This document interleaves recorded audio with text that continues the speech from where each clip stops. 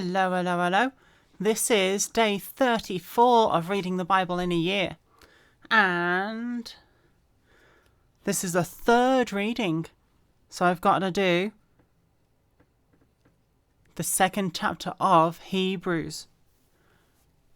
Yeah, I started Hebrews yesterday, so this is the second chapter. And it's quite annoying that it doesn't say who it's written by.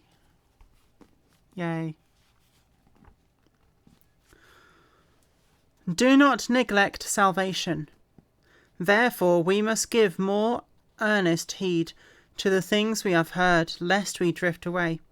For if the word spoken through angels proved steadfast, and every transgression and disobedience received a just reward, how shall we escape if we neglect such a great salvation, which at the first began to be spoken by the Lord, and was confirmed to us by those who heard him? God also bearing witness, both with signs and wonders, with various miracles and gifts of the Holy Spirit, according to his own will. The Son made lower than angels.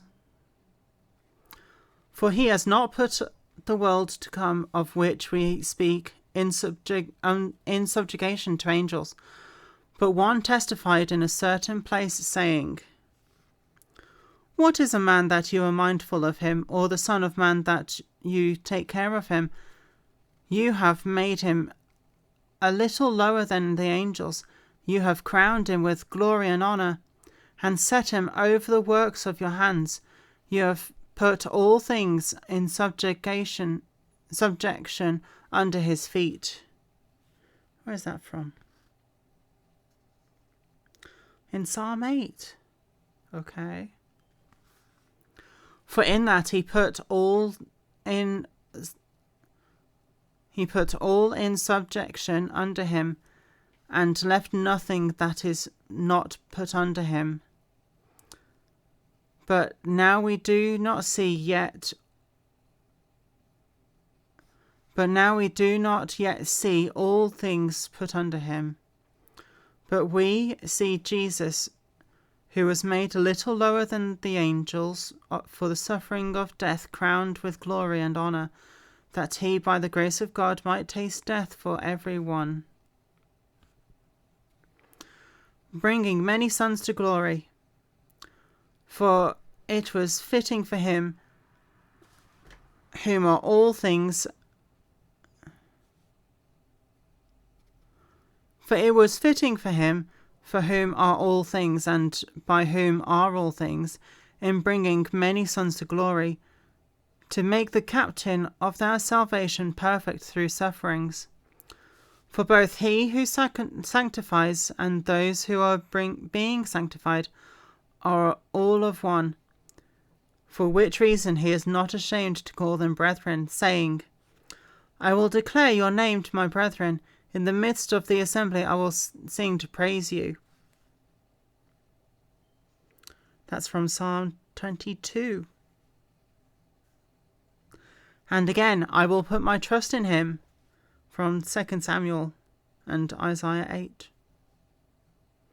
And again, here am I and the children of God. I'll read that bit again. Here am I and the children whom God has given me, from Isaiah chapter 8. Inasmuch then as the children have partaken the flesh and blood, he himself likewise shared in the same, that through death he might destroy him who had the power of death, that is, the devil, and release those who through fear of death were all their lifetime subject to bondage. For indeed he does not give aid to angels, but he does give aid to the seed of Abraham. Therefore in all things he had to be made like his brethren, that he might be a merciful and faithful high priest in things pertaining to God, to make propitiation for the sins of the people. For in that he himself has suffered being tempted, he is able to aid those who are tempted.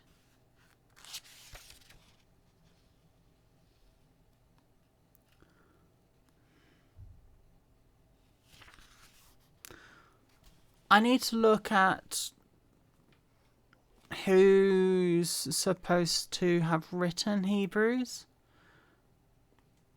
and what the context is for Hebrews.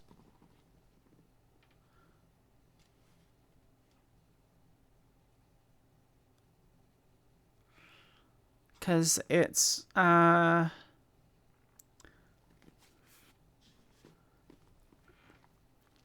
say this in a way that people of my generation and younger would understand. It's not vibing with me. Yeah, that's